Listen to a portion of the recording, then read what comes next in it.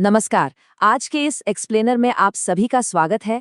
आज हम इतिहास की एक ऐसी घटना पर बात करने वाले हैं जो महज एक तारीख नहीं है बल्कि साहस की एक धधकती हुई मिसाल है।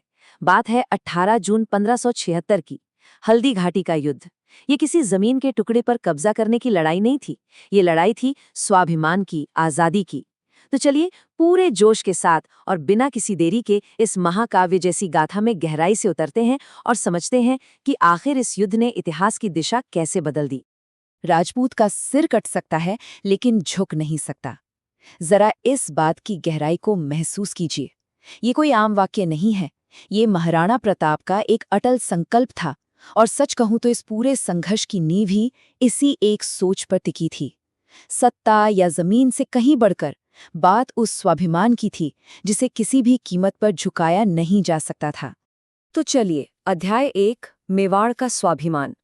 9 मई 1540 को कुंभलगढ़ के किले में महाराणा प्रताप का जन्म हुआ।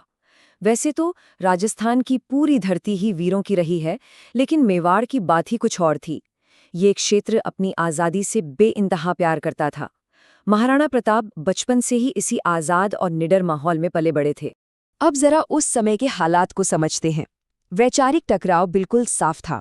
एक तरफ थे मुगल सम्राट अकबर, जिनका सीधा सा लक्ष्य था पूरे भारत पर अपना एक छत्र राज कायम करना। आमेर, बीकानेर, जोधपुर ये सब शक्तिशाली राज्य उनके साथ आ चुके थे। लेकिन दूसरी तरफ थे महाराणा प्रताप, जिन्हें अपनी आज़ादी से कोई भी समझौता मंजूर नहीं था। अकबर के उस पूरे साम्राज्य के सपने में एक स्वतंत्र मेवाड़ आखिरी रोड़ा बन गया था, जिसे वो किसी भी हाल में हटाना चाहते थे। भाग दो हल्दी घाटी की ओर। तो क्या रातों रात सीधे तलवारें निकल आईं? जी नहीं, युद्ध तो असल में आखिरी विकल्प था। आइए देखते हैं कि कूटनीति से बात कैसे बिगड़ती चली गई और हालात हल्दी घाटी की तरफ मुड़ गए। युद्ध टालने के लिए अकबर ने अपने सबसे बेहतरीन दूत भेजे। सबसे पहले राजा मानसिंह, फिर टोडरमल और आखिर में भगवान दास। लेकिन महाराणा प्रताप का जवाब हर बार एक ही था, अधीनता स्वीकार नहीं है। बात तब और भी बिगड़ गई जब प्रताप ने मानसिंह के साथ भोजन करने से साफ मना कर दिया। मुगलों ने इसे अपना बहुत बड़ा अपमान माना और बस यहीं से तय हो गया कि अब म्यान में तलवारें वापस नहीं जाएंगी। और फिर चुना गया वो ऐतिहासिक मैदान जहां ये महासंग्राम होना था, हल्दी घाटी। अरावली की पहाड़ियों के बीच का ये एक बेहद संकरा रणनीतिक रास्ता है। और पता है इसका नाम हल्दी घाटी क्यों पड़ा? क्योंकि यहाँ की मिट्टी का रंग बिल्कुल हल्दी की तरह पीला है। रणनीतिक तौर पर यह जगह इतनी अहम थी कि यहाँ एक छोटी सी सेना भी किसी बड़ी फौज के छक्के छुड़ा सकती थी। यहीं पर दो बिल्कुल अलग तरह की सेनाओं का आमना सामना होना था। अब जरा इन आंकड़ों पर गौर कीजिए, ये आपको सच में हैरान कर देंगे। प्रताप की सेना में मुश्किल से 3000 घुड़सवार और करीब 400 भील धनुर्धर थे, और उनके सामने राजा मान सिंह के नेतृत्व में 10,000 से ज्यादा सैनिक, बाहरी तोपखाने और हाथियों वाली मुगलों की विशाल सेना। ये बिल्कुल एक डेविड और गोलियत वाली स्थिति थी। आप बस सोचिए, उस मैदान में कदम रखने के लिए भी प्रताप की सेना को कितने अदम्य साहस की जरूरत पड़ी होगी। लेकिन महाराणा प्रताप के साथ जो योद्धा खड़े थे वो भी कोई आम लोग नहीं थे। हकीम खान सूरी, झाला मान, भामा शाह, राम शाह तोमर और भील सरदार पूंजा, ये नाम हमें साफ साफ बताते हैं कि प्रताप की लड़ाई केवल एक समुदाय की नहीं थी। ये असल में स्वतंत्रता चाहने वालों का एक ऐसा विविध और अटूट गठबंधन था जो अपनी आज़ादी के लिए किसी भी बड़ी ताकत से टकराने को तैयार था। भाग 3, महासंग्राम का आरंभ। और आखिरकार 18 जून 1576 की वो ऐतिहासिक सुबह आ ही गई। हवा में नगाड़ों की गूंज और राजपूत सैनिकों का एकलिंगनाद की जय का उस जबरदस्त उद्घोष। शांति की सारी बातें अब पीछे छूट चुकी थीं और अब युद्ध भूमि में शूरवीरों का पराक्रम ही इतिहास लिखने वाला था। लड़ाई की शुरुआत ही बेहद आक्रामक थे। प्रताप के सबसे भरोसेमंद सेनापतियों में से एक अफगान योद्धा हकीम खान सूरी ने मुगलों पर इतना प्रचंड हमला किया कि दुश्मन भी एक पल के लिए सन्न रह गए। उनका ये हमला इस बात का जीता जागता सबूत था कि ये जंग हर उस इंसान की थी जो आज़ाद फिजा में सांस लेना चाहता था। और फिर उस भयंकर शोर और अफरा तफरी के बीच एक ऐसा नज़ारा सामने आया जो किसी रोंगटे खड़े कर देने वाली फिल्म से कम नहीं था। महाराणा प्रताप अपने वफादार घोड़े चेतक पर सवार होकर सीधे मुगल सेनापति राजा मानसिंह की तरफ बढ़ चले। मानसिंह एक विशाल हाथी पर बैठे थे। ये इन दो सेनापतियों के बीच की सीधी और बेहद तनावपूर्ण टक्कर थी। वो पल सच में सांसें रोक देने वाला था। चेतक हवा में उछलता है और उसके अगले दोनों पैर उस विशालकाय हाथी के माथे पर जा टिकते हैं।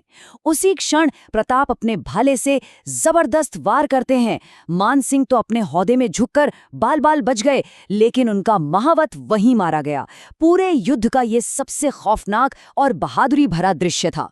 भाग 4 वीरता और अमर बलिदान। लेकिन देखिए, ऐसे महासंग्राम बिना कोई भारी कीमत चुकाए नहीं लड़े जाते। इस आमने सामने की टक्कर के बाद युद्ध ने करवट ली और अब वक्त था उन बलिदानों का जिन्हें इतिहास ने हमेशा के लिए अपने पन्नों में अमर कर दिया। यहाँ से ये गाथा एक बेहद भावनात्मक मोड़ लेती है। हाथी पर हुए उस हमले के दौरान हाथी की सूंड में लगी तलवार से चेतक का एक पैर कट गया था। अब सोचिए, एक पैर कटा हुआ है, लेकिन उस बेजुबान जानवर ने वफादारी की जो मिसाल कायम की वो अद्भुत है। 3 पैरों पर दौड़ते हुए उस लहूलुहान चेतक ने अपने स्वामी को मुगलों के घेरे से बाहर निकाला, एक चौड़ी नदी को छलांग लगाकर पार किया और फिर महाराणा प्रताप को सुरक्षित करके हमेशा के लिए अपनी आंखें मूंद लीं। चेतक का ये बलिदान इतिहास में हमेशा के लिए अमर हो गया। और इधर युद्धभूमि में प्रताप को सुरक्षित बाहर निकालने के लिए झालामान ने एक असाधारण कदम उठाया। उन्होंने मुगलों का ध्यान भटकाने के लिए महाराणा का शाही मुकुट खुद पहन लिया। मुगल सेना उन्हें ही प्रताप समझकर उन पर टूट पड़ी और झालामान वीर गति को प्राप्त हुए। उन्होंने मौत को गले लगा लिया ताकि आज़ादी की वो आग, वो विद्रोह हमेशा जीवित रहे। भाग 5 संघर्ष और मेवाड़ की वापसी। हल्दी घाटी का दिन ढल चुका था, लेकिन क्या युद्ध खत्म हुआ? बिल्कुल नहीं। इसने बस एक नया रूप ले लिया था। अब युद्ध भूमि की सीधी लड़ाई जंगलों और पहाड़ों में लड़े जाने वाले एक लंबे और थका देने वाले छापामार युद्ध में बदल चुकी थी। ये तथ्य गहराई से छू लेने वाला है कि राजमहलों में पले बढ़े महाराणा प्रताप ने जंगलों में रहना स्वीकार किया। उन्होंने और उनके परिवार ने घोर कष्ट सहे। कहा तो यहाँ तक जाता है कि उन्हें घास की रोटियां तक खानी पड़ी, लेकिन उन्होंने अकबर की अधीनता स्वीकार नहीं की। ये उस इंसान के अटूट संकल्प का प्रमाण है जिसका स्वाभिमान चरम गरीबी और कठिनाइयों में भी रत्ती भर नहीं डिगा। और इसी घोर अंधेरे में एक उम्मीद की किरण बनकर आए उनके मंत्री भामाशाह।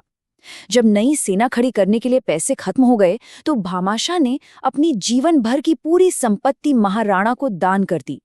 ये रकम इतनी बड़ी थी कि इससे आज़ादी की लड़ाई को एक नया जीवन मिल गया। इस अपार आर्थिक सहयोग ने भामाशाह को इतिहास का एक महान दानवीर बना दिया। इसी नई ऊर्जा और सेना के दम पर महाराणा प्रताप ने जबरदस्त पलटवार किया। उन्होंने कुंभलगढ़, उदयपुर और गोगुंदा जैसे महत्वपूर्ण क्षेत्रों को मुगलों से वापस छीन लिया। हालांकि चित्तौड़गढ़ उनके पास वापस नहीं आ सका, लेकिन 19 जनवरी 1597 को अपनी मृत्यु तक प्रताप एक स्वतंत्र शासक ही रहे। वो कभी मुगलों के अधीन नहीं हुए। भाग 6 हल्दी घाटी की अमर विरासत। आज सदियां बीत चुकी हैं, लेकिन हल्दी घाटी आज भी महज एक भौगोलिक स्थान नहीं बल्कि एक पवित्र स्मारक है। आइए समझते हैं कि इस ऐतिहासिक युद्ध की विरासत आखिर आज भी हमारे लिए इतनी अहम क्यों है। एक बहुत बड़ी बहस है इतिहासकारों के बीच, आखिर जीता कौन? अगर सामरिक तौर पर देखें तो मुगलों ने उस दिन युद्ध भूमि पर कब्जा कर लिया था, लेकिन नैतिक विजय वो पूरी तरह महाराणा प्रताप की थी, क्योंकि वो सुरक्षित बच निकले। उन्होंने कभी आत्मसमर्पण नहीं किया और आखिरकार अपनी जमीन वापस हासिल कर ली। याद रखिए, युद्ध भूमि जीतना और युद्ध जीतना दोनों में बहुत फर्क होता है। तो इस पूरे एक्सप्लेनेर का मुख्य निष्कर्ष क्या है? हल्दी घाटी हमें सिखाती है कि सम्मान और स्वाभिमान से बड़ी कोई दौलत नहीं है। जो अपने देश से सच्चा प्यार करते हैं वो अपना सब कुछ न्यौछावर करने को तैयार रहते हैं। इसी बेमिसाल साहस और वफादारी की कहानियों ने आगे चलकर भारत के स्वतंत्रता सेनानियों के दिलों में भी आज़ादी की लौ जलाए रखी। अब इस ऐतिहासिक चर्चा को खत्म करते हुए मैं आपको एक शक्तिशाली सवाल के साथ छोड़ना चाहता हूं। जरा गहराई से सोचिएगा, सच्ची विजय आखिर किसकी होती है?